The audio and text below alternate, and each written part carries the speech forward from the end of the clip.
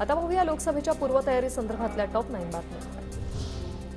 आमच्या सर्वेनुसार राज्यातील 50% जागा महाविकास आघाडी जिंकणार, शरद पवारांचा दावा।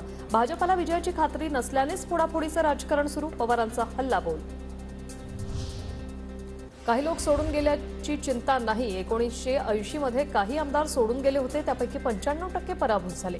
यावेळीही इतिहासाची पुनरावृत्ती होईल, शरद पवारांचा अजित पवार गटाला इशारा। महागड्या गाड्यांमध्ये फिरत सत्तेचा दिखावा करू नका, सर्वसामान्य मतदारांसोबत कनेक्ट व्हा। भाजप मुंबई निवडणूक समितीच्या बैठकीत जेपी नड्डांचा कार्यकर्त्यांना कानमंत्र। भाजपचे राष्ट्रीय अध्यक्ष जेपी नड्डा आज मुंबईच्या दौऱ्यावर, मुंबई विमानतळावर नड्डांचं जोरदार स्वागत। भाजप आणि शिंदे गटातील वाद पुन्हा चव्हाट्यावर, लोकसभेच्या खासदार हिना गावित यांना पुन्हा उमेदवारी देऊ नये, शिंदे गटाची मागणी। 10 वर्षातील विकास कामं आणि संसदेतील कामकाजाचा आढावा घेऊन पक्षश्रेष्ठी मलाच उमेदवारी देतील, खासदार डॉक्टर हिना गावितांचं विधान। चांगलं काम करणाऱ्यांना भाजप नेहमीच संधी देतं, असाही केला विश्वास व्यक्त।